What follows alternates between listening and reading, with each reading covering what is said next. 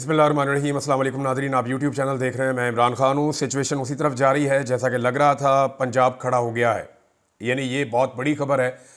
अब तक जब से लेकर इमरान खान साहब की तहरीक चल रही है, पंजाब सिर्फ तब तक खड़ा था जब तक इमरान खान साहब बाहर थे। पंजाब में कोई कंपेन नहीं हो सकी, पंजाब के अंदर लोग निकल नहीं सके। सिर्फ एक मौका है जब पंजाब ने इस फस्तायत को शिकस्त दी, और वो मौका था 8 फरवरी का, जब लोगों ने खामोशी से आकर वोट डालना था। तब पहली मरतबा सारी दुनिया को इस बात का एहसास हुआ कि पंजाब के अंदर सेंटिमेंट्स कुछ और हैं, लेकिन पंजाब के लोग निकल नहीं पा रहे। फस्तायत और जबर इतना ज़्यादा है, और पंजाब की पुलिस को ऐसे ब्रूटली इस्तेमाल किया जाता है, लोगों के खिलाफ पटवार खाना इस्तेमाल किया जाता है, कैंट कचहरी इस्तेमाल की जाती है, दबाव इस्तेमाल किया जाता है, बदमाशी की जाती है। तो पंजाब में लोगों का निकलना मुश्किल था। फिर हज़ारों की तादाद में लोगों को गिरफ़्तार भी किया गया, खौफ भी फैलाया गया। तो पंजाब के ऊपर सारा फोकस था कि पंजाब को नहीं निकलना चाहिए, लेकिन पंजाब खड़ा हो गया है, पंजाब ने अंगड़ाई ली है। मैं आपको ये नहीं कह रहा कि पंजाब ने भी चलना शुरू कर दिया है, लेकिन अब तक की इतला के मुताबिक पंजाब खड़ा हो गया है। और मैं आपको जो चीज़ें रिपोर्ट करूँगा वो एग्जैक्टली उन एरिया से बताऊँगा जहाँ पर जो हो रहा है। कुछ चीज़ें अगर मिस हो जाएँ, क्योंकि एक वीलॉग में सब कुछ नहीं बताया जा सकता, लेकिन मोटे फैक्ट्स सारे आपको मैं पंजाब के हवाले से बताऊँगा। लेकिन अगर ये पंजाब चल पड़ा और फिर दौड़ना शुरू हो गया, तो ये रोंद कर रख देगा पूरे सिस्टम को, क्योंकि पंजाब की ताकत का अंदाज़ा सबको है। आधा पाकिस्तान जो है वो एक तरफ और अकेला पंजाब एक तरफ। पंजाब से शुरू होने वाली तहरीक कभी भी नाकाम नहीं हुई, ये तारीख बताती है। अब इस वक्त जो जनूबी पंजाब से सबसे पहले जो काफिला निकला, जिसके मनाजिर हमने सबसे पहले देखे, वो वंस अगेन कोई और नहीं था, वो ज़रताज गुल वज़ीर साहबा थी।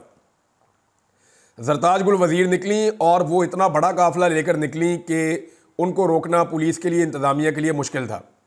और उनका पुलिस के साथ 2 जगह पे सामना भी हुआ। वो अपनी गाड़ी के ऊपर खड़ी होकर सफ़ेद झंडा लहराती रहीं, पाकिस्तान के झंडे लहराती रहीं।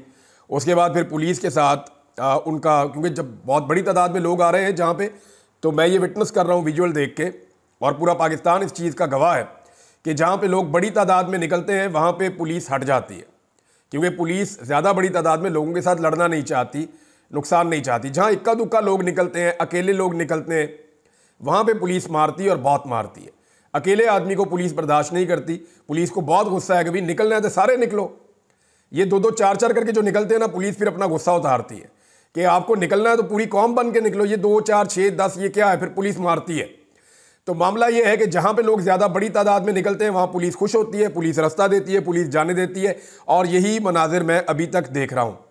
कुछ लोगों ने, ये बहुत थोड़े हैं आटे में नमक के बराबर, वॉलंटरली यानी अपनी मर्जी के तहत गिरफ्तारियां भी दी हैं, और इनके विजुअल भी बना ले कारकुनों ने। मज़े की बात यह है कि जहाँ पे कोई अपनी मर्जी के तहत गिरफ्तारी दे रहा है, उनके घर के बंदे ही विजुअल बना रहे हैं, आसपास के कारकुन विजुअल बना रहे हैं, और उनका मुंह काला कर रहे हैं। और ये बहुत थोड़े लोग हैं, ज़्यादा लोग आज के दिन में निकल रहे हैं। सियालकोट से डार फैमिली का एक बहुत बड़ा काफिला निकला है। इसमें ज़्यादा बड़ी तादाद में लोग मोटरसाइकिलों पर थे, क्योंकि रुकावटें बहुत ज़्यादा हैं। गाड़ियों पे भी लोग थे, मोटरसाइकिलों पर भी थे, और ये लोग निकले वहाँ से काफिला लेकर। रेहाना डार साहिबा इसकी क़यादत कर रही हैं, और उमर डार इस काफिले के अंदर मौजूद हैं। उनको मैंने देखा, मली हैं उनको देखा, और कुछ और वहाँ के लोग हैं, और कुछ और सियालकोट से लोग हैं। लेकिन अवाम की तादाद बहुत बड़ी है सियालकोट से निकलने वाले काफिले में। साहबजादा हामिद रज़ा साहब को देखा, वो फैसलाबाद से निकले एक बड़ा काफिला लेकर, और फैसलाबाद में मुख्तलिफ हलकों से लोग इकट्ठे होना शुरू हो गए, और बड़ी तादाद में आगे की तरफ बढ़ रहे हैं। अब मोटरवे को ये लोग कैसे खोलते हैं, कैसे आगे बढ़ते हैं, क्योंकि फैसलाबाद ही वो शहर है जो मोटरवे को खोलेगा।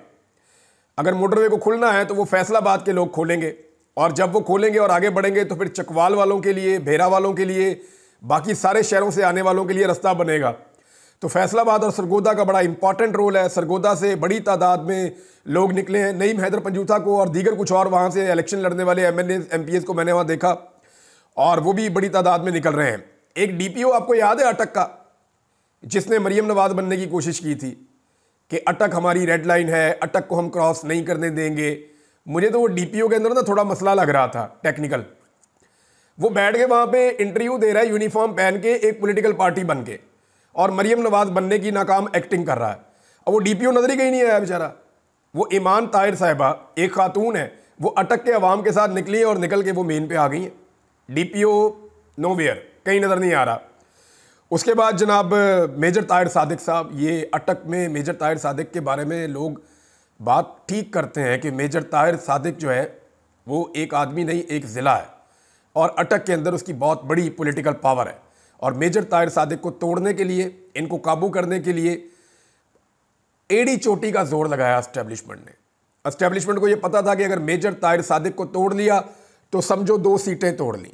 ये 2 सीटें झोली में आके गिर गई एस्टेब्लिशमेंट की, लेकिन मेजर ताहिर सादिक साहब पे आफरीन है, वो ज़ख्मी हुए, कारोबार तबाह कर दिया। उनके दामाद हैं वसीम, वो वसीम साहब का सारा होटल तोड़ दिया, उनका कारोबार, उनके दफ्तर तोड़ दिए, लेकिन इन लोगों ने सरेंडर नहीं किया। तो ईमान ताहिर साहब और मेजर ताहिर सादिक, DPO गायब, और सड़कों पे अवाम है अटक की, और ये लोग हैं। रावलपिंडी और लाहौर में शदीद लड़ाई चल रही है। लाहौर के मुख्तलिफ इलाकों से लोग निकल रहे हैं, टोलियों में निकल रहे हैं, 50 आदमी, 100 आदमी, 150 आदमी, इस तरह निकल रहे हैं। ख़वातीन भी निकल रही हैं और ये इकट्ठे होना चाह रहे हैं। पुलिस इन्हें इकट्ठा नहीं होने दे रही। आलिया हमजा साहबा को मैंने देखा, वो गलियों में से निकल के बड़ी मुश्किल से अपने आप को सर्वाइव कर रही हैं कि मैं गिरफ्तार होने से बच जाऊँ। कुछ और लोग हैं वो भी ऐसी हिकमत अमली में है। हाँ, शाहदरा में लोग इकट्ठे हुए हैं, वहाँ पे पुलिस के साथ लोगों की बड़ी झड़प हुई है और वहाँ लड़ाई चल रही है। गुजरावाला की सड़कों के ऊपर लाठीचार्ज और पथराव और ये सारी चीज़ें हो रही हैं। गुजरावाला के मनाजिर भी मैंने देखे हैं। लेकिन जो लाहौर है, लाहौर की पहले बात कर लेते हैं। लाहौर पे इनका सबसे ज़्यादा फोकस था। ये लाहौर को एक किले की तरह बनाया था। कोशिश ये है कि लाहौर से लोग ना निकले। लाहौर में पाकिस्तान तहरीक-ए-इंसाफ ने स्वीप किया था। सिर्फ एक नशिस्त है कौमी असम्बली की जिसपे पाकिस्तान तहरीक-ए-इंसाफ वहाँ पे हारी है। बाकी सारी सीटों पे पाकिस्तान तहरीक-ए-इंसाफ लाहौर से जीती हुई है। तो अंदरून लाहौर जितना भी है वो सारा पाकिस्तान तहरीक-ए-इंसाफ का गढ़ है। लोग निकल रहे हैं, लड़ाई करते हैं, फिर इधर चले जाते हैं, निकलते हैं, लड़ाई करते हैं, और पुलिस के साथ उनकी एंगेजमेंट चल रही है। और अब देखना यह है कि लाहौर किस वक्त इकट्ठा हो जाता है। और अजीबोगरीब बात यह है कि मुस्लिम लीग नून जो है वो लिबर्टी चौक के विजुअल, भी उधर तो किसी को बुलाया ही नहीं। इमरान खान ने बुलाया डी चौक, और जब लोग डी चौक जाएंगे तो वहाँ के विजुअल्स आप दिखा दीजिएगा। लिबर्टी चौक में लोगों ने क्या लेने आना है? लाहौर में तो कोई एहतजाज नहीं हो रहा। लोग तो जा रहे हैं टूवर्ड्स बत्ती चौक, और बत्ती चौक की सराउंडिंग में इस वक्त लड़ाई हो रही है। अगर ज़्यादा बड़ी तादाद में लोग वहाँ पहुँचेंगे तो पुलिस वहाँ पे भी लोगों को वेलकम करेगी। लाहौर से एक रास्ता बाहर जाता है, बहुत सारे रास्ते हैं, सारे बंद किए हुए हैं, लेकिन एक बहुत पुराना पुल भी है लाहौर में, रावी पुराना पुल। ये बहुत पुराना पुल है, बिल्कुल खस्ता है। और एक पुल जो है वो बहुत आगे जाके भी है। अब इन दोनों में से एक पुल है, क्योंकि दोनों की शक्लें भी एक जैसी हैं। वहाँ से मुझे एक दोस्त ने वीडियो भेजी कि लोग उसको क्रॉस कर रहे हैं और लाहौर से बाहर निकल रहे हैं। ये जा रहे हैं काला खताई वाली साइड पे। ये जो दूसरा रोड बाहर आता है लाहौर से शाहदरा वाली साइड पे, ये उस तरफ को क्रॉस करके जा रहे हैं। और वहाँ से बहुत बड़ी तादाद में लोग और गाड़ियाँ लेके उस तरफ को निकल गए। ये टूटा हुआ पुल है, ये किसी वक्त भी गिर सकता है, लेकिन लोग यहाँ से बाहर की तरफ जा रहे हैं रावी को, दरियाए रावी को क्रॉस करते हुए। तो ये पुराना पुल साइड जो है इसको लोगों ने इस्तेमाल किया, और ये पुलिस नहीं करवाया। यानी पुलिस ज़ाती तौर पे चाहती है कि उनके बच्चों के लिए पाकिस्तान महफूज मुल्क बन जाए। पुलिस खुद भी तंग आ गई है कि हमारा काम क्राइम फाइटिंग है, हमें 2-2.5 साल से लगाया हुआ है एक सियासी जमात को कुचलने पर। वो पहले से ज़्यादा मजबूत और ताकतवर हो गई है। हमारे अपने घर वाले, मुझे पुलिस वाले कहते थे कि इमरान भाई हम आपको पकड़ते हैं, हमारे घर वाले हमें गालियाँ देते हैं। वो ये कहते हैं हम PTI के लोगों को पकड़ते हैं, हमारे घर वाले हमें गालियाँ देते हैं। वो ये कहते हैं कि तुम लोग जुल्म और जबर के साथी बने हुए हो, तुम लोग गलत कर रहे हो। तो बहुत सारे पुलिस वाले, एक ने नहीं ये बात की, मैं नाम भी ले सकता हूँ, बेशुमार सीनियर ऑफिसर ने मेरे साथ ये बात की है। और इसके अलावा जी महर अब्दुल सत्तार, इनका नाम ना लिया तो ज़्यादती हो जाएगी। महर अब्दुल सत्तार ने एक दफ़ा फिर मुज़ाहमत की तारीख रकम की है। ये ओकाड़ा से हैं। इन्होंने अपनी सारी ज़िंदगी मुज़ाहमत में गुजारी है, क्योंकि इन्होंने अवाम का एक बड़ा मुकदमा लड़ा है हमेशा से। तो महर अब्दुल सत्तार साहब जो हैं, उन्होंने मस्जिद में बाकायदा ऐलान करके अपनी तहरीक का आगाज़ किया, लोगों को इकट्ठा किया। इससे पहले इनको पुलिस गिरफ्तार करने आई, बहुत बड़ी तादाद में आई, तो पूरा गांव इकट्ठा हो गया और उन्होंने महर अब्दुल सत्तार का दिफा किया। और महर अब्दुल सत्तार साहब सड़क के ऊपर जब आए तो इनके पीछे बहुत बड़ी तादाद में लोग, पूरा गांव इनको लेकर आ रहा था और आगे लोग इनका इंतज़ार कर रहे थे। तो पुलिस ने रास्ते में ब्लॉकेज लगाया, तो पुलिस से तो 6 गुना लोग थे वहाँ पे, और पुलिस उनको नहीं रोक पाई। तो महर अब्दुल सत्तार जो है वो अब तक की इत्तला के मुताबिक तो गिरफ्तार नहीं हुए, और वो भी अपने लोगों को लेकर इस्लामाबाद की तरफ बढ़ रहे हैं। पुलिस ने बदतरीन टॉर्चर किया कई जगहों पे, स्पेशली लाहौर में, मुल्तान में और कुछ और जगहों पे। तो जहाँ जहाँ पे लोगों का बस चला वहाँ पे उन्होंने मुज़ाहमत की है और पुलिस के खिलाफ जवाबी कार्रवाई भी की है। कंटेनर, हम सुबह से ये मनाज़र देख रहे हैं कि तिनकों की तरह कभी इधर जा रहे हैं, कभी उधर जा रहे हैं।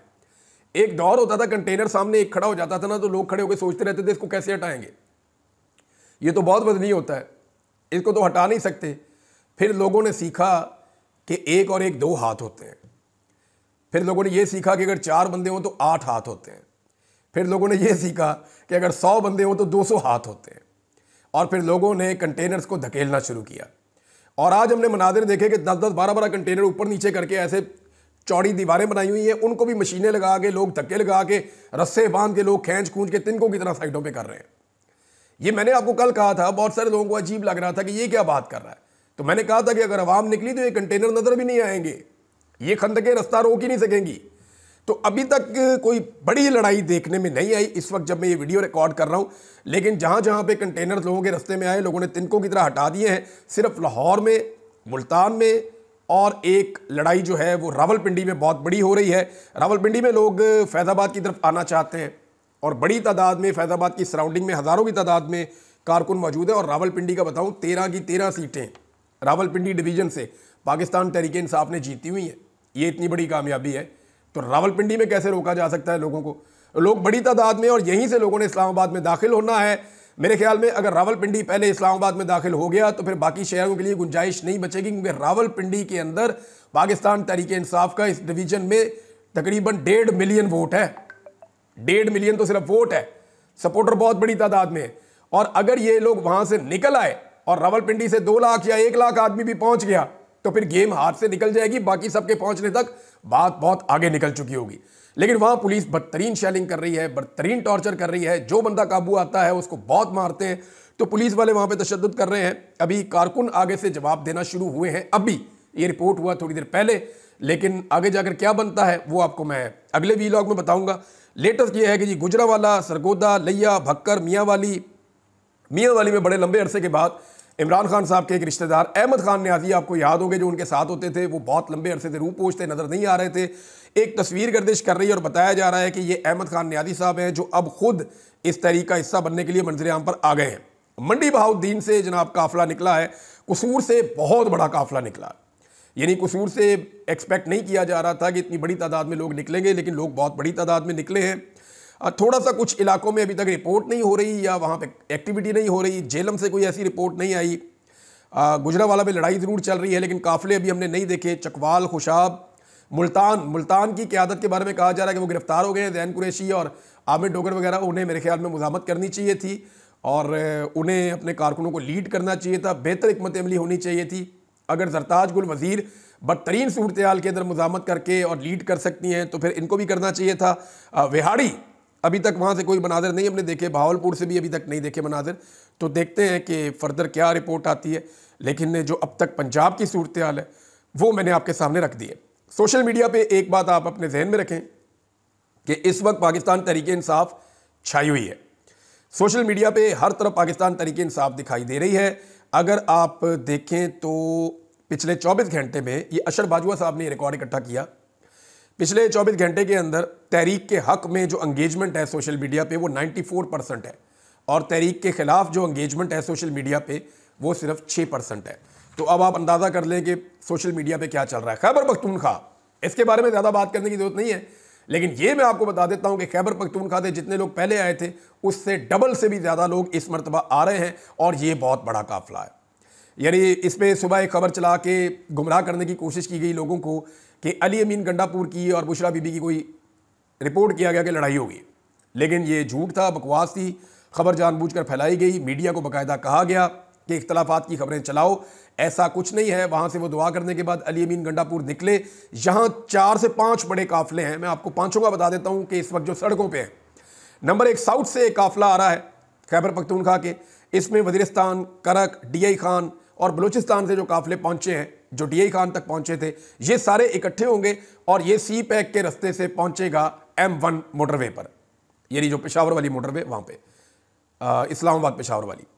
दूसरा मरकजी काफिला जो है ये पेशावर से निकलेगा अली अमीन गंडापुर की क़यादत में, और सूबे के मुख्तलिफ इलाकों से और पेशावर की सराउंडिंग से आने वाले कारकुन इस काफिले के साथ चलेंगे।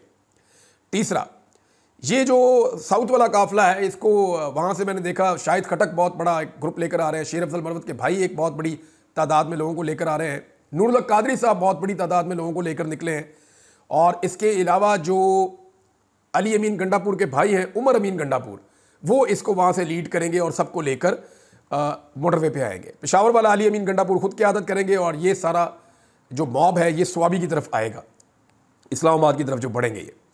फिर तीसरा जो एक बहुत बड़ा काफिला आ रहा है वो हज़ारा।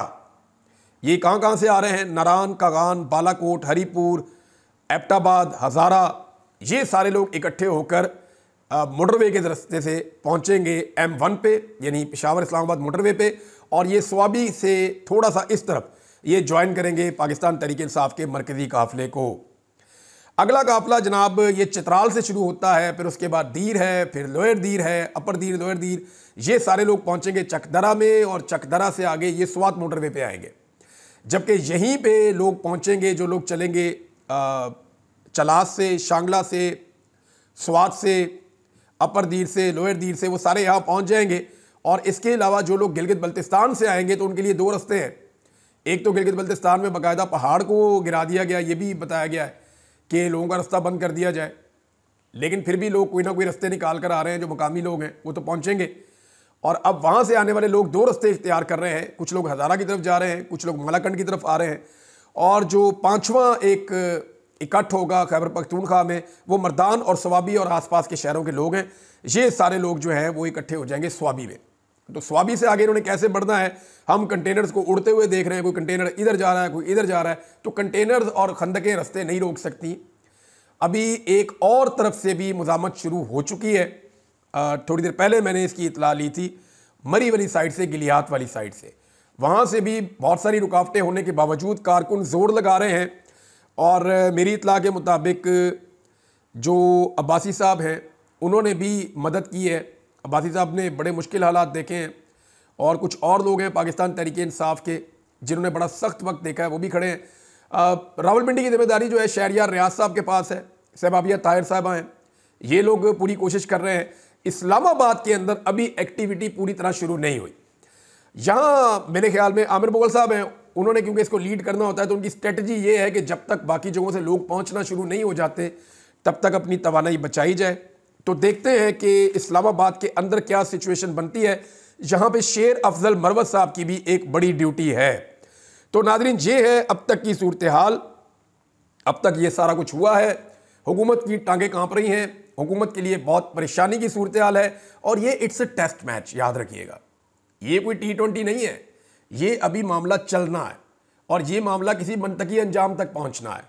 जैसा कि इमरान खान साहब ने कहा कि ये फाइनल कॉल है, ये नतीजा खेज होगी, ये इस लड़ाई का फैसला होगा। और इंटरनेशनली बहुत दबाव पड़ गया, बहुत दबाव पड़ गया, ओवरसीज पाकिस्तानियों ने तबाहियां पड़ दी।